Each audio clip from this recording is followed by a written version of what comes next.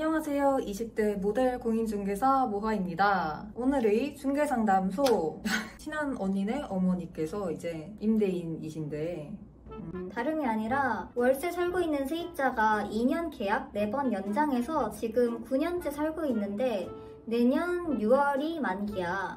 근데 집이랑 마당이랑 몇 번 이야기했는데 지저분하고 치우지도 않고 해서 이사 나갔음 하는데 계약 만료 전에 나가는 걸 요청하면 집주인이 보상을 해줘야 하는 거지. 예를 들어서 이사 비용? 근데 계약 다 끝날 때 재계약 안 하려 한다 하면 그거는 문제가 안 되는 거야? 여기서 제가 이걸 한번 여쭤봤습니다. 지금까지 9년을 살았다고 했는데 여기까지 9년 산 거는? 언니 이거는 묵시적 갱신해서 9년 산 거예요? 여태 아니면 계약갱신 청구권을 사용을 해서 산 거예요? 라고 여쭤보니까 묵시적 갱신으로 9년 동안 자동적으로 연장이 돼서 살았대요. 이 세입자가.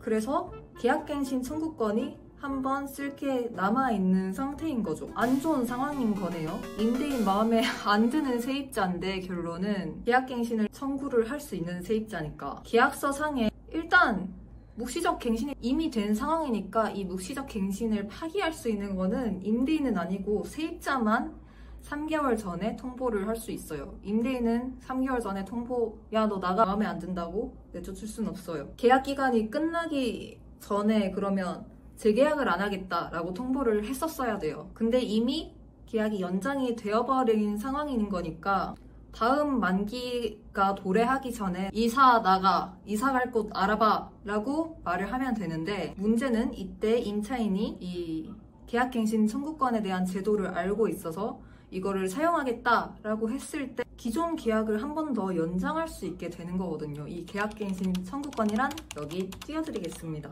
이 재계약을 안 하려 한다 그러면 문제가 안 되는 거야? 라고 했을 때 다만 이 계약갱신 청구권을 거부할 수 있는 상황이 몇 가지가 있어요. 자, 임차인이 요구하는 계약갱신 청구권을 거부할 수 있는 상황. 이 몇 가지 상황에 해당이 돼서 계약갱신 청구권을 거부할 수 있게 되었습니다. 이 임차인을 극도로 싫어하는 이유가 이 언니네 어머님이 너무 스트레스 받아 하시는 이유가 차임을 제때 안 내요. 무엇보다 1층에 세입자가 2집인데 같이 쓰는 공동마당도 하나도 안 치우고 자기 물건을 맘대로 적재를 해두고 해서 엄마가 너무 스트레스 받아 하셔서 상담을 신청을 해주셨어요. 그래서 꼭 다음 계약 만기 전에는 너랑 계약 안 하겠다라고 알릴 것. 그리고 이런 거에 이제 스트레스 받잖아요, 임대인분들. 그러면 이렇게 이미 계약 연장이 돼버린 상황에서 내쫓을 방법을 만들 수 있는 방법이 있어요. 계약서에 이렇게 공용 부분에 대해서 세입자들이 지켜줬으면 하는 사항이 있을 때 계약 조항에 넣는 거예요, 특이하게. 그래야만 관리하기가 편하실 거예요.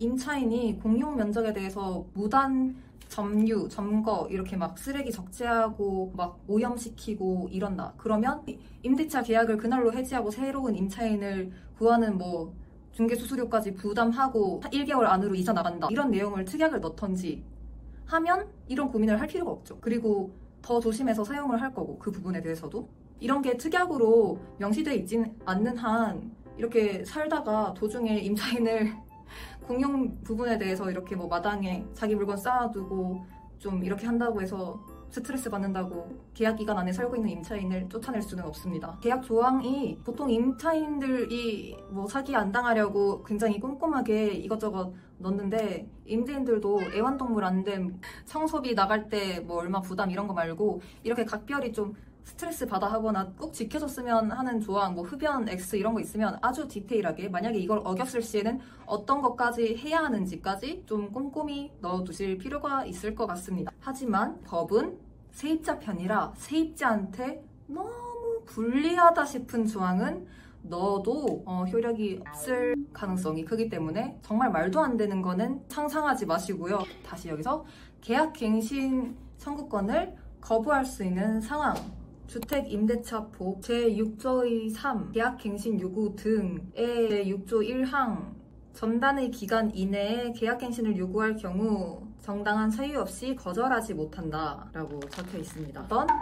임차인이 2기에 달하는 차임을 연체를 한 경우, 집주인 본인이나 집주인의 직계존비속이 지금 그 세입자가 살고 있는 집에 들어가서 살아야 해서 계약 연장이 불가능해요 하는 경우. 그런데 이렇게 말을 해놓고 나중에 이게 거짓말이라는 게 들통이 난다면 손해배상, 내 이사비용, 또 내가 이걸로 인해서 피해본 기타 등등의 비용을 전부 다 책임을 물을 수 있습니다. 무단으로 전대를 해서 쓴 경우, 임차를 할 때와 다른 용도로 집을 사용을 한 경우, 계약 목적이랑 다르게 집을 쓴 경우죠. 임차인이 거짓이나 밖의 부당한 방법으로 임차한 아니면 서로 합의하에, 합의가 제일 좋은 방법이에요, 여러분. 합의가 진짜 이 사람 간의 관계에서 실무에서도 느끼는 거지만 합의가 짱입니다. 임대인이 임차인에게 상당한 보상을 제공한 경우, 갱신을 거절하고 좀 이사 좀 가달라. 임차한 주택의 전부 또는 일부를 고의 또는 중대한 과실로 파손한 경우. 여기서 중요한 거는 중대한 과실이에요. 실수로 파손한 경우는 애매해요. 거절할 수 없어요. 실수로 파손은 안 돼요. 고의 또는 중대한 과실이 있어야지 거절이 가능합니다.